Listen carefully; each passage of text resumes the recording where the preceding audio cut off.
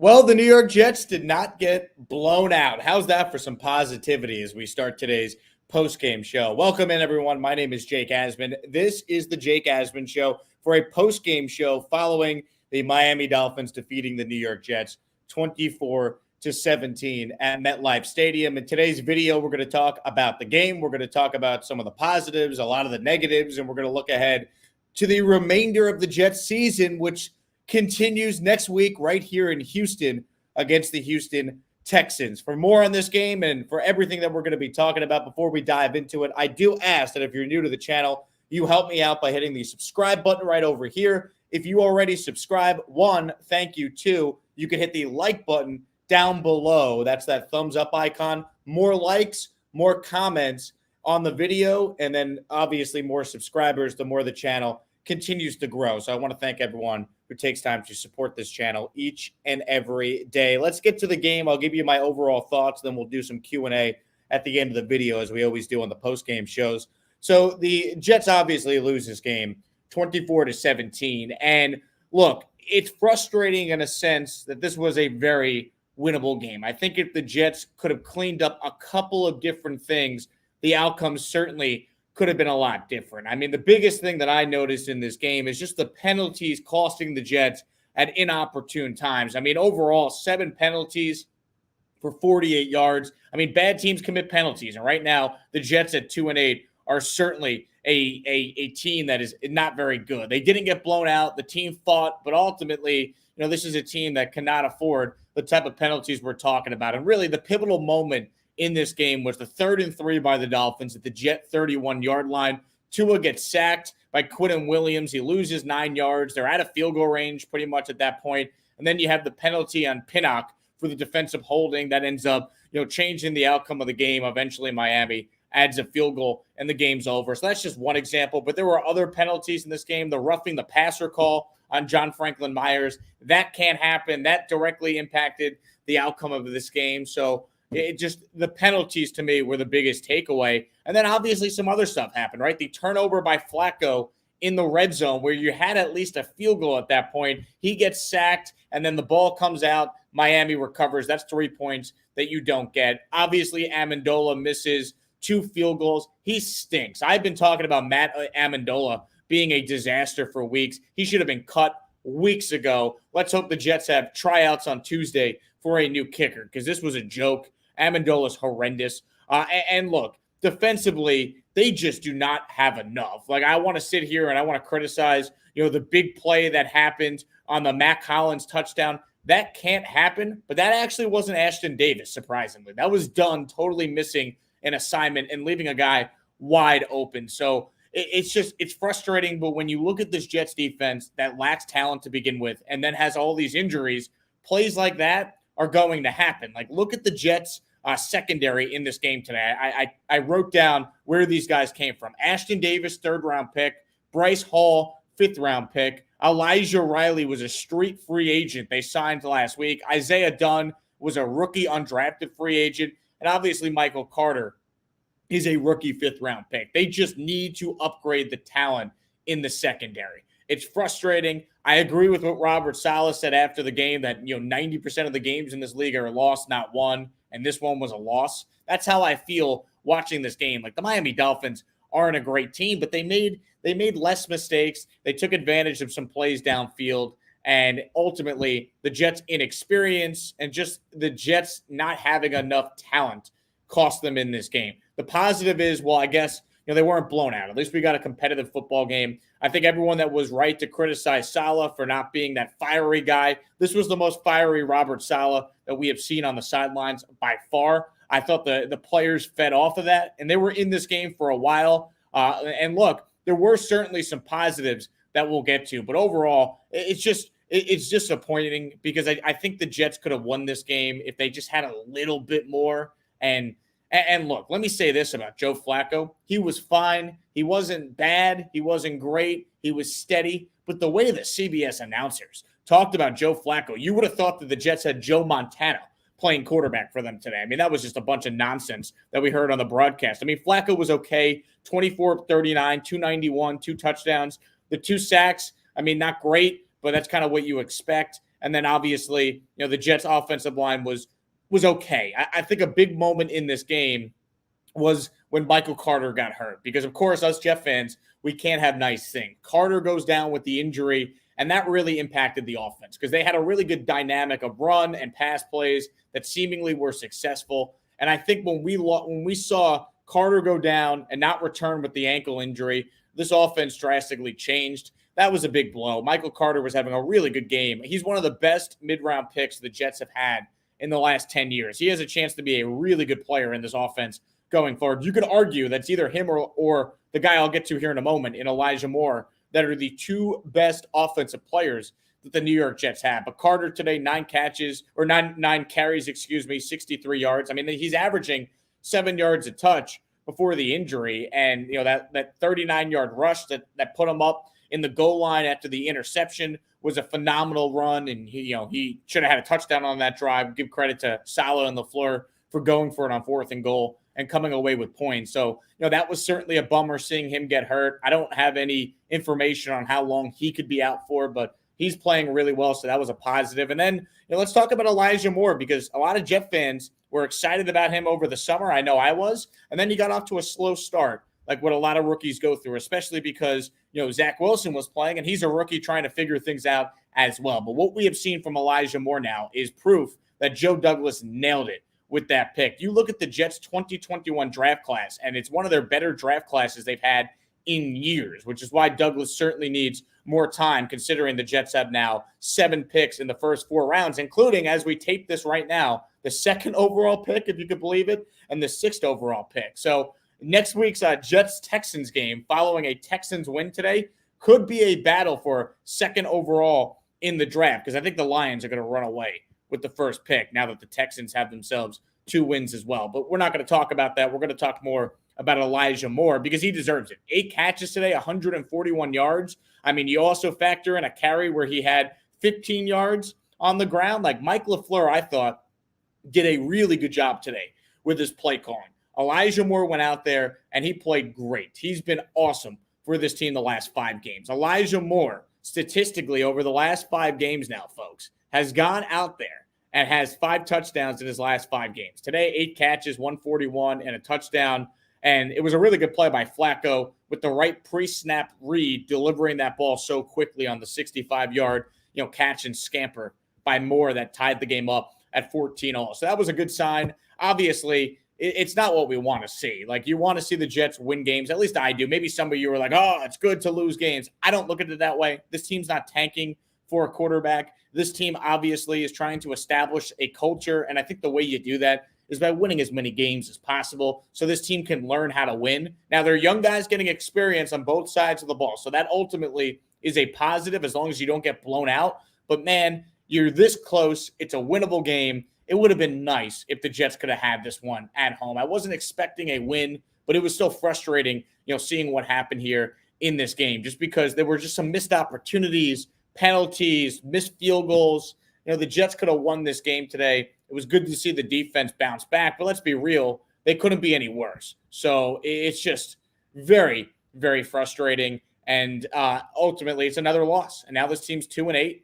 And you look at the schedule coming up, they have a bunch of games that are still winnable down the stretch. Houston, Jacksonville, Miami again is certainly winnable with the way they played them today. Obviously, they'll play the Saints, who are reeling right now. That's a winnable game. So I do expect this team to continue to be competitive. I do expect this team to, win some games here down the stretch, including this game against the Texans should be a game the Jets have to find a way to win. And let's hope that Zach Wilson's fully healthy and he's back playing quarterback for this team, because in a game where you saw a lot of young players make plays and get experience, the most noticeable young player on the Jets that's not playing right now is their quarterback. And Zach Wilson needs to get out there and he needs to play, and he hopefully needs to play well down the stretch. Let's hope these 4 games sitting out is a blessing in disguise. Let's hope that LaFleur being up in the booth will be a good thing for Zach like it's been for the Jets. I mean, you look at this offense right now, Mike LaFleur is doing a really good job. So that, I think, is proof positive that sometimes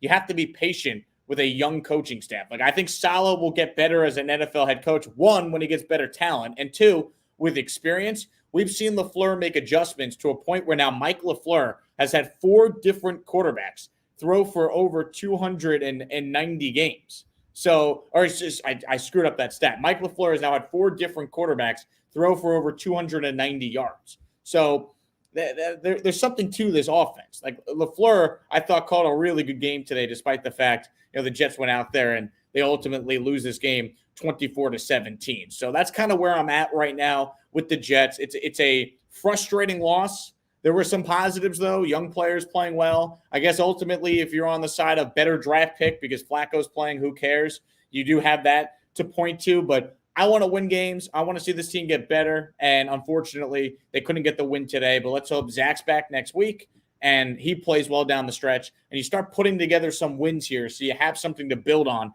going into a pivotal offseason where Douglas would get his third full offseason. And obviously, year 2 of a quarterback, year 2 of a head coach. You're expecting a massive leap from the Jets going forward, and you got to build on something down the stretch here. And 2-8 is certainly not going to get it done, which is why these next 7 games here for the Jets are so pivotal because you need Zach Wilson back and this team hopefully putting together some wins and just some competency down the stretch. So those are my initial thoughts. I want to ask if you're just tuning in to help me out and subscribe over here, like the video down below as well. That's how we can continue to grow this channel and have excellent Jets content each and every day. With that being said, I'm going to open it up right now to some comments and questions. I'm sure I missed something about this game. Let's see what you all are thinking. Thanks to everyone who takes time to watch these post-game shows live and or after the fact. Let's see what you guys are thinking here.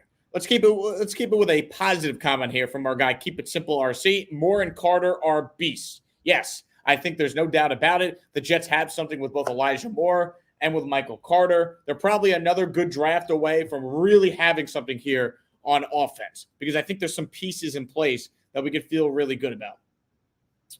Let's see. Larry Romano goes, first time I've heard John Franklin Meyer's name since he got paid. Yeah, that penalty on JFM, we could argue was a little ticky-tacky, but he did hit him a little late, and you just got to know better in that spot.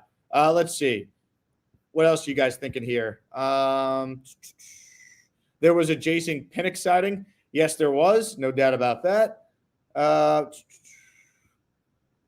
Let's see. Again, the next 7 games, we won't win 6 like you predicted, and I'm a Jets fan. Manny, I got news for you, man. I don't really care if at the beginning of the season I predicted 6 wins for this team and they don't get 6 wins. Like, I'm going to be wrong a lot. We all are. So, I thought this team would have more than 2 wins at this point. They don't. Unfortunately, Zach Wilson getting hurt and the Jets being on 4 different quarterbacks was not part of the plan for this season. I still think if they go out there and play like they did today in spurts, they'll win some games here. Like, this to me is not a team that's finishing 2-15 to end the year. So I'm glad, you're very happy that this team is not going to end up going 6-11. Great. To me, it was never about the wins and losses, which I've been consistent with this entire time. To me, it's about this team developing its young core. And they're doing that while at the same time, they don't have their quarterback playing yet, which is frustrating because we need to see Zach healthy going out there and playing well.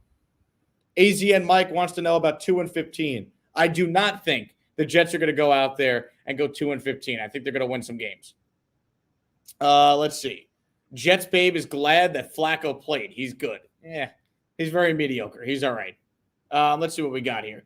Kev Lau wants me to not talk about any positive stuff. I mean, we're going to call it how we see it on this channel. What are we not supposed to talk about? The fact that Elijah Moore is one of the best draft picks the Jets have made in 10 years? He looks like a real player. Elijah Moore's a stud. So we're going to talk about him. We're going to talk about Michael Carter. We're going to talk about Elijah Vera Tucker. We're going to talk about Bryce Hall. There are some things on this team that are a positive. Ultimately today, though, when you're having a secondary that's featuring Isaiah Dunn, Elijah Riley, and Ashton Davis, you're in for a rough one. And unfortunately for the Jets, that broken play with Matt Hollins being wide open was a big reason why they lost. And it's very frustrating. Let's see. Mad Genius doesn't ever want to see Joe Flacco at quarterback again. Yes, me neither. I want to see Zach Wilson play.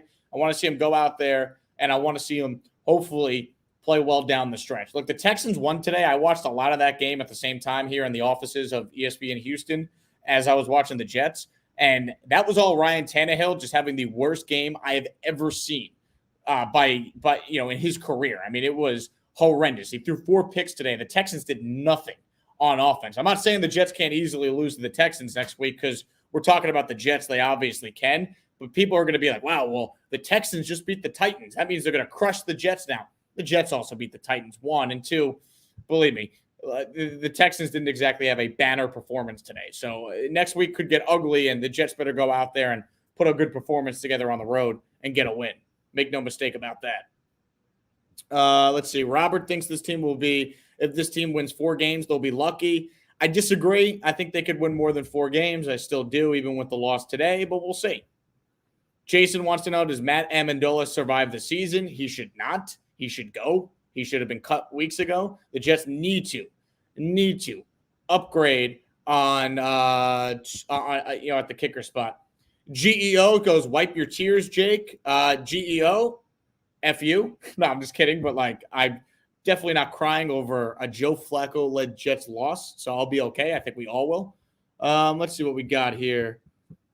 I love the trolls, by the way, that still watch these videos. If you got nothing nice to say to someone, just don't watch. No one's paying you to be in a post-game video here. K-Flow with a kind word. Love your videos, Jake. Thank you, K-Flow. What else are we thinking here? Christopher wants to see Flacco play again. Christopher, no.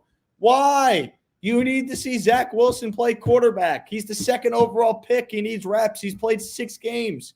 He needs experience. He needs to develop. Did you not watch Eli Manning his rookie year, or Peyton Manning his rookie year, or Josh Allen his rookie year? These guys need reps. They need experience. You got to take the growing pains. But right now, Zach not playing, and Joe Flacco, who's 30-something, 36, 37 years old, that does nothing for your team.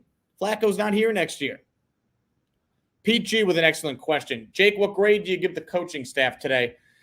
I probably would give the Jets coaching staff I don't know, maybe like a B-. I didn't think they were bad. I didn't think they were great. I thought there were some opportunities defensively where maybe the Jets could have forced an extra turnover or 2, and it just didn't happen. But they didn't get blown out. I thought the play calling by LaFleur on offense was pretty good, but special teams was bad, and some of that has to be obviously just on Amendola being bad. But I think overall the coaching staff had a bounce-back performance. They didn't embarrass themselves quite like they have in these past couple games here, especially defensively.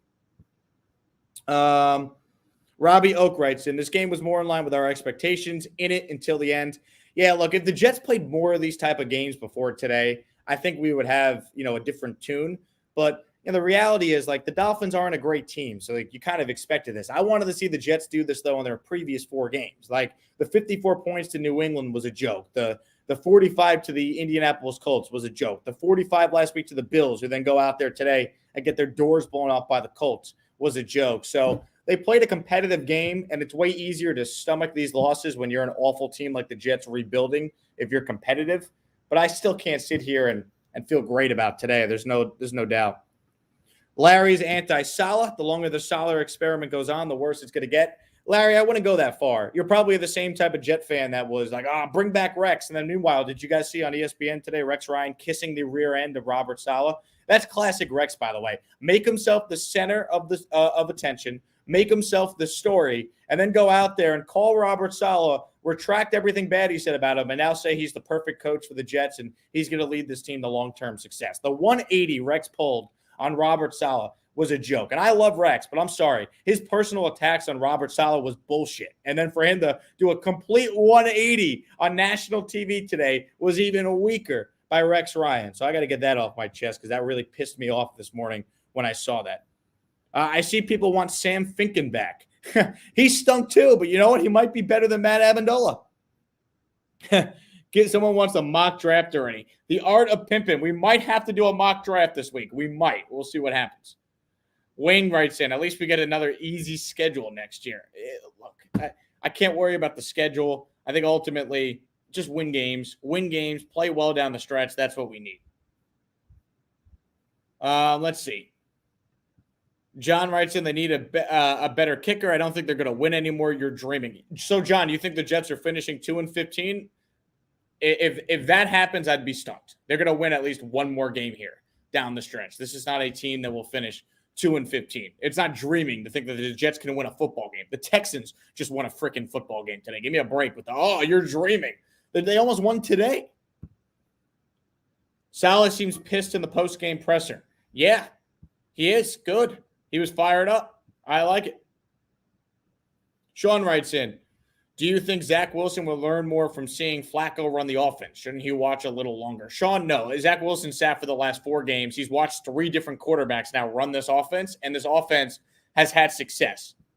Once again, Mike LaFleur has gone out there this year, and in 10 games, we have seen 4 different quarterbacks now throw for over 290 yards passing. Mike LaFleur is a really good play caller.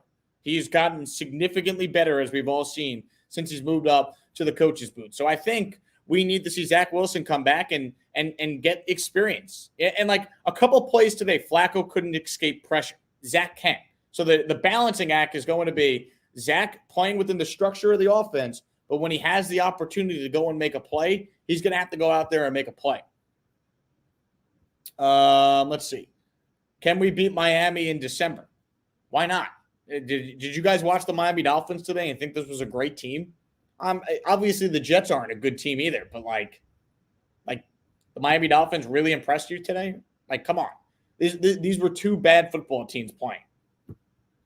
What was the last divisional game the Jets won? Brian, that's an excellent point because the Jets over the last 2 years are now 0-10 in the AFC East. I do not recall the last divisional game the Jets won. It had to have been in 2019, last week of the regular season against the Bills, where the Bills sat all their starters and Sam Darnold and Adam Gase wrapped up a 6-2 second half, which turned out meant absolutely nothing. That was the last divisional game the Jets won.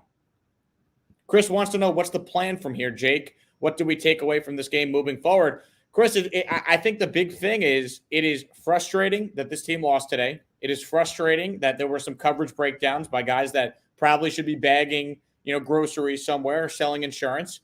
But I think, what do we take away from this game? I mean, if you want to focus on some of the young players, Bryce Hall played really well, I thought. Elijah Moore is a stud. Michael Carter, hopefully his injury isn't too much. He's a stud. We know this team lacks defensive talent. They also lack talent at the quarterback spot when Joe Flacco's playing, and then you lose some of your key offensive players like your starting tackle. Like the loss to Morgan Moses was significant for this team. Him getting hurt was a bummer. Like I think where do we go from here is you hope Zach Wilson plays next week against the Texans, and then he plays down the stretch and shows you something down the stretch, right? I mean, the next couple games for the Jets, Texans, Eagles, Saints, Miami again, Jacksonville. These are games the Jets should be in all the way. There is zero excuse for the Jets to get blown out in any of those games. There was zero excuse for them to get blown out today, and they didn't. So you want to call that a slight step in the right direction? Fine, but we need to see more from this team coming up, specifically with Zach Wilson when he comes back. What else do we have here? I'm trying to rapid fire through as many comments as possible. Jets Babe agrees with me. They will not finish 2-15. Yes, I do not think they will. Let's see. Offense regressed this week. I mean, the offense was horrible last week. JMG, did you not watch Mike White throw 4 interceptions? The offense actually was better today. Flacco was a mistake. I would have played Mike White. It doesn't matter, though, because either way, we're set up to see Zach Wilson come back and play. Flacco was okay today. He handled the blitz at times. I pushed back on the CBS announcers talking about Joe Flacco as if this guy was like Joe Montana playing quarterback for the Jets. Let's see. Someone goes, Jets went out with the Bills and Pats losing. Hello, playoffs? Sure. Playoffs. There we go. What do we got here? I'm trying to find as many comments as possible. Oh, here's an interesting point here. Pete writes in, do you think the offensive line played better with Van Roten not playing? Yes, I thought that the doctor playing instead of Van Roten was the right move. By the way, the Chiefs already cut the tight end the Jets traded in that deal, Daniel Brown. So that's another really good move by Joe Douglas. Laurent Duvernay-Tardif playing today. I have to look at the film and look at his PFF grade to see what he did. I didn't think he was bad. He certainly had to have been an upgrade over what we have seen from GVR, who's just been terrible. Desto writes in, Mike White next week. Not if Zach Wilson's healthy. No chance. No chance at all. Let's see here. Scorpion writes in, and he's making a point I talked about earlier. John Franklin Myers roughing on third down, Pinnock holding on third, Amendola missed 2 field goals. We gave victory to the Dolphins. Robert Saleh said this after the game, and he's right. 90% of NFL games are lost, not won. I feel like the Jets lost this game themselves. That's just how I feel. The penalties, 2 missed field goals, the turnover where Flacco gets blindsided and fumbles cost the Jets points. This team is not that far away today from winning a game, but this is what bad teams do, and they got to correct this. Like, at least today they played better. Can they build on this against the Texans? Like, those are the questions you have. I thought Flacco today gave them a chance to win, but he's not going to win the game himself. He was going to be a steadying force and give the Jets a shot. He did that, so it's fine. Could Mike White have done the same thing? I mean, we'll never know. I don't think that anything Joe Flacco did was just extraordinary that Mike White couldn't have done it, but we're on to hopefully seeing Zach Wilson start at quarterback next Sunday here in Houston against the Texans. And I'll say this to anyone that's just tuning in. Anyone who is going to be in Houston or going to that game, make sure you sign up for the HoustonJetsFan.com tailgate. Go to HoustonJetsFans.com and sign up to be at the tailgate in the blue lot of NRG Stadium. I will be there before the game, tailgating with a bunch of transplant New Yorkers and people from New Jersey and Connecticut that root for the Jets, and we'll be there tailgating, having a good time, and getting set for the big time matchup of the 2-8 Texans, or excuse me, 2-9 Texans. No, actually, you know what? I think it's 2-8 against the 2-8 Jets now. Yeah, that's right. A matchup of 2-8 teams next Sunday at MetLife Stadium. I am certainly looking forward to that. Mahogany writes in, chance of Wilson playing next week. I would say 70%, 75%. Everything I've heard is that Wilson could have played this week if they needed him to, but they wanted him to be as close to 100% as possible. I'm all about it. So I just hope Wilson plays next week, because believe me, the last thing I want to see is Joe Flacco playing quarterback against Tyrod Taylor in a game that means nothing. Like, today's game, you could argue, didn't mean a whole lot with Flacco playing, but at least young players playing well. You would root for that next week. But, like, against the Texans, it's like, I mean, I don't dislike the Texans, and, like, I dislike the Dolphins. They're a divisional opponent. So that's why it's like I would root for the Jets to win, because I'm not overly concerned about the draft pick. But, look, I mean, you look at the games coming up. There are 7 games left in the season. Zach Wilson hopefully plays in all 7, so we could say that he plays 13 games out of 17 in his rookie year. Texans, Jets tickets, $10. They are cheap. They are cheap. So if you're coming to Houston and you didn't buy your tickets yet, there's still plenty available. Thomas Cahill, thank you so much for the contribution to the channel, man. I don't ever ask for money on this channel, but I really appreciate the kind donation. Thanks so much for the support. I see Thomas also writes in, Bowden is a beast. Yes, how about that for a positive, Jet fans? Did you know we had a fullback that could catch? That was a nice moment. There weren't a ton of nice moments in this game today, obviously, when you lose. But that one was fun. Third down, Joe Flacco. I think it was a play-action pass, if my memory serves me right. And he's dropping back, and he's hitting an open Nick Bowden for a 20-yard completion. Hell of a moment today for the Jet fan, no doubt. Keeping it simple, RC. Joe Douglas sticking to the youth movement. It will pay off starting next year. Mark my words. I don't think you're wrong. I think there are some real positives to the youth movement. Look, we could be frustrated with the Jets continuing to lose games, and I am as frustrated as anyone. Since 2015, the Jets are 25-65.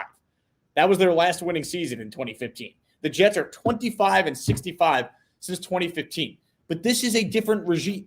This is a new regime. You have a rookie quarterback who hasn't played now the last 4 games. You have a first-year head coach, and you have a general manager that is only in his 3rd season, but has only had 2 off seasons. Why? Because the Jets, moronically, kept Mike McCagnon around until June of 2019. So the owners on this team, Woody and Chris, set them back an extra year. So this is year 1 of a rebuild, even though Douglas has been here now for going on his 3rd season. He needs more time to draft players. They need another strong draft. This draft is good, but it's not going to shore up all the holes. Like, this 2021 Jets draft class should be a huge positive for this team, especially if Zach comes back here these last 7 games and shows us something down the stretch, like I think he will. I think he's going to play well and flash signs of being a good player in this league, like what we saw against the Titans or like what we saw in the second half of the game against the Carolina Panthers week 1. So, we have to be a little more patient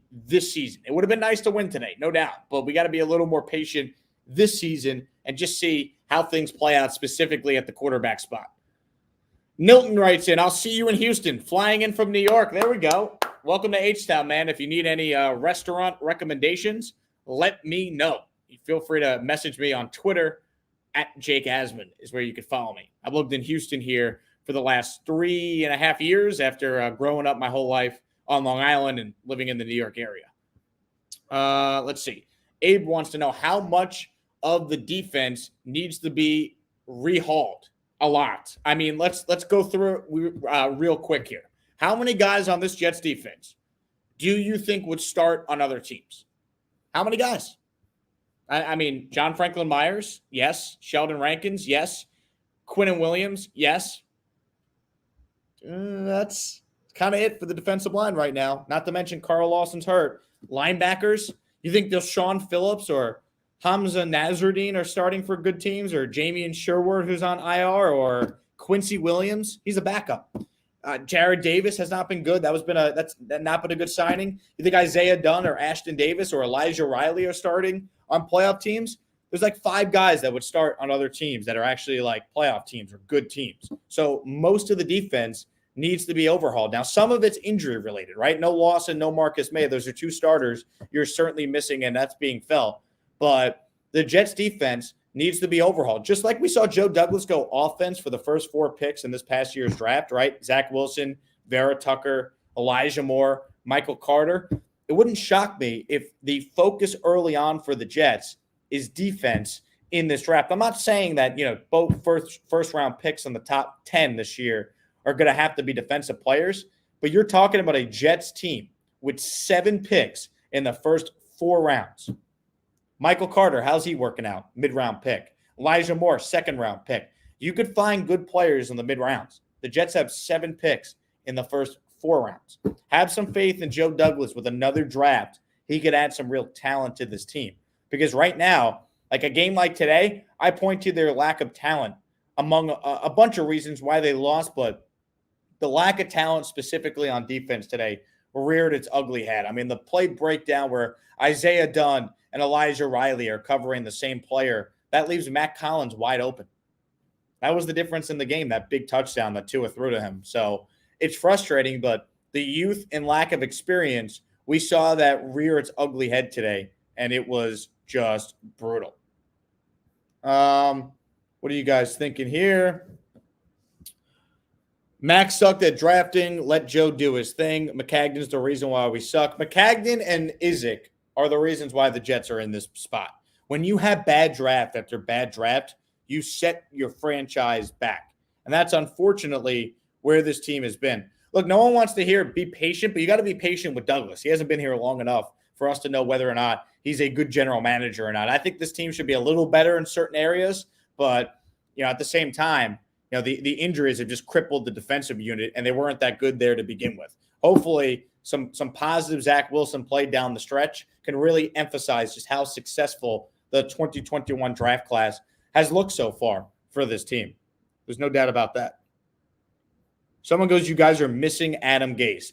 Believe me, no one is missing Adam Gase. Nobody at all. Nobody.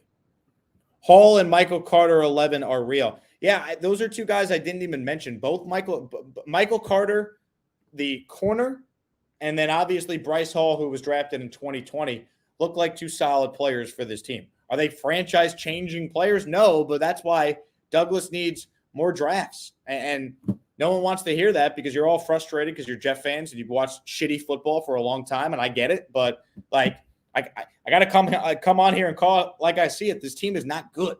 This team lacks talent. They need to continue to hit on their draft picks. That's the only way they're going to get out of this mess. That, and they have $50 million in cap space. So go out there and hit on some key free agents here. Like Jared Davis was not a good signing by Joe Douglas, even though it's just a 1-year deal. And also, I was just thinking about this. Another guy I didn't mention that should be playing for the Jets right now, and it's a big loss in the secondary, is Lamarcus Joyner. So I'm not going to make excuses. I think this defense should be better. Like today was but it was certainly better than what we saw over the previous 4 games where it was a debacle, giving up 54 points and then 45 points and all that to the Patriots and the Bills and the Colts. But this team right now is devoid of defensive talent, so it's very frustrating. 5 starters from this year's draft. How was JD bad? I see a lot of people in the comment section are fighting over Douglas. Tom Smith writes in, do you think Zach will be back next week? I do, Tom, but I'm not a doctor. And I would have thought watching the Jets get embarrassed by the Bills this past weekend that Zach would have played today, and that didn't happen. So I think it's a good sign that he's getting all his work in before the game, and he was doing full sprints if you saw the videos emerge of Zach before the game today. But I don't know. I would hope he does play. It certainly makes Jets-Texans here at Houston next Sunday infinitely more watchable. Let's see. Saleh must be related to Todd Bowles. He's a statue on the sidelines. LT, did you not see Saleh today all fired up? He was, I thought, as passionate today as anything that we have seen. So, look, I think at times I've been a little surprised that Saleh, has not been as fiery as some of us hope. But I don't know if you could directly relate that to wins and losses. But today, Robert Saleh was as fired up on the sideline as we've seen. So there's no doubt about that. Let's see. Eric Weinstein writes, and I want Zach to have the same weapons as Mac Jones, and I won't wait. Address the D in free agency for 1 year. Look, Mac Jones doesn't have the best receivers, but he's got 2 really good tight ends, a good running game, good O-line, a great offensive coordinator, the number 1 defense in football right now, and a Hall of Fame coach. So, yeah, Mac Jones, congrats to him on his success. But I think if you put pretty much any of these rookie quarterbacks in the Patriots system this year, I think they would be putting up similar types of production. The Patriots won 7 games last year, despite all the player opt-outs and Cam Newton being horrendous. That's a pretty good team that Mac Jones walked into with the best coach of all time. So, those that are saying, well, look at Mac Jones, look what he's doing. I don't even think you could compare the situations. Mac Jones went to the perfect situation for his game. V-Man, thanks so much for the contribution. Can people stop acting like Rex is Weeb Eubank? Rex had 2.5 good years, then fell apart faster than the Terminator franchise after Judgment Day. Look, Rex Ryan walking back his Robert Saleh comments today just shows you what Rex Ryan's all about. Rex Ryan. Rex Ryan is the ultimate me guy. And I love Rex, and I will always be appreciative of the 2 years that he took the Jets to the championship game. Those are 2 of the best years that any of us have seen in our lifetime as Jet fans. So I will always be appreciative of that. However, Rex Ryan ended up not being a good NFL head coach. He was very mediocre. His 2 years with the Bills were bad. His last year with the Jets, they went 4-12. And guess what? That team wasn't any good roster-wise. And what happened? They went 4-12. This year's Jets team, not very good roster-wise. There's a chance the Jets also probably go, 4-13 or 5-11, right? So, if Rex Ryan was coaching the Jets this year, you know what the Jets' record would probably be, guys? Probably would be 2-8. Let's be real. Some of you might disagree and say, no, Rex is great. Revisionist history. Rex Ryan's teams were good at the beginning when he had Mangini's players, and then the team got worse and worse as we went on. Rex did a good job coaching up those players at the beginning, but 2011, they're 8-5. They lose the last 3. They collapse. 2012, 6-10. 2013 was a good year for Rex. 8-8 with Geno Smith as a rookie was impressive. I'll give him that.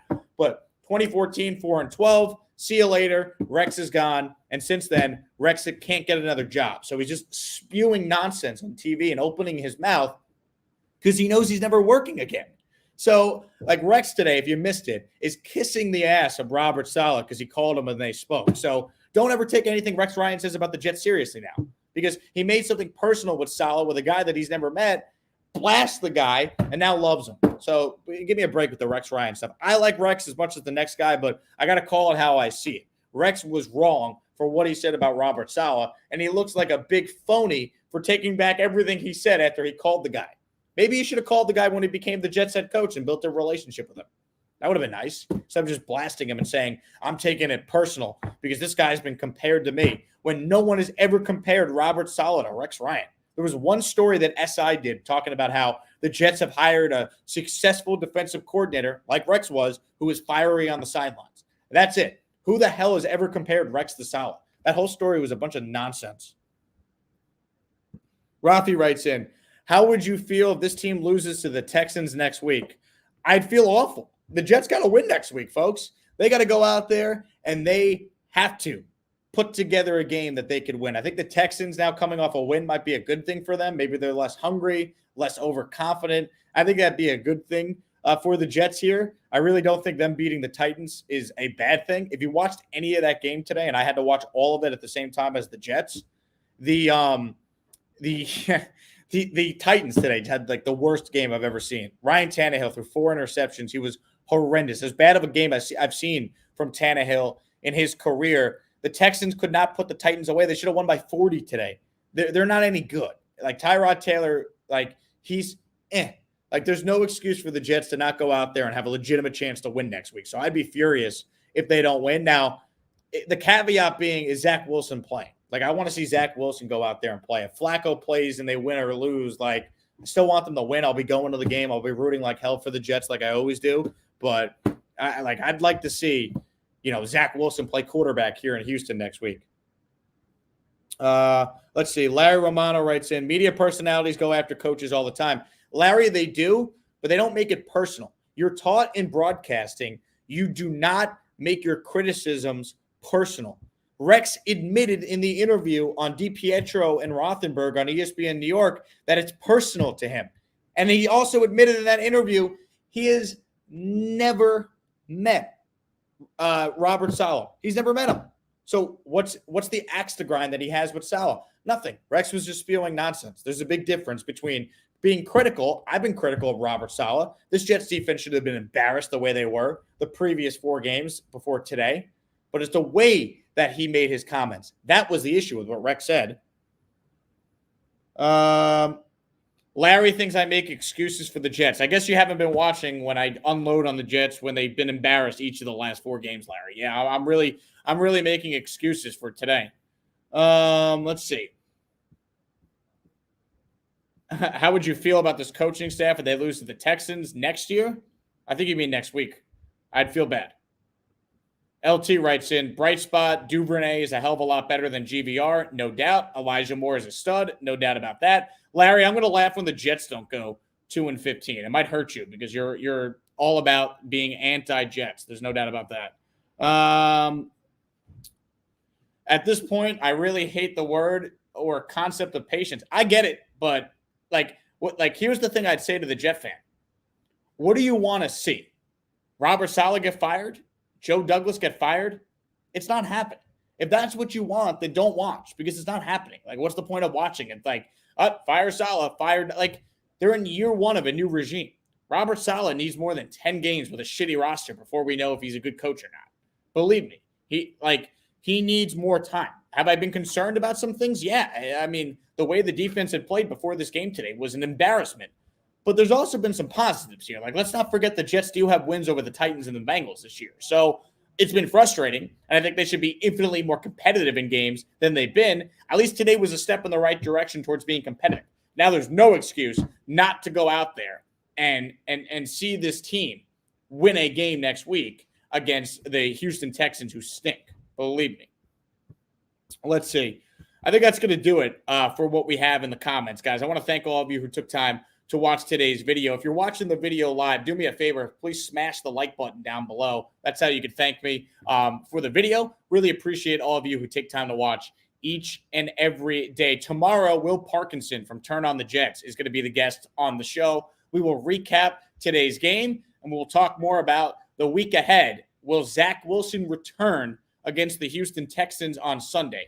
That is the number one thing that I'm watching, because right now, this team, it is what it is as far as what they are from a talent perspective.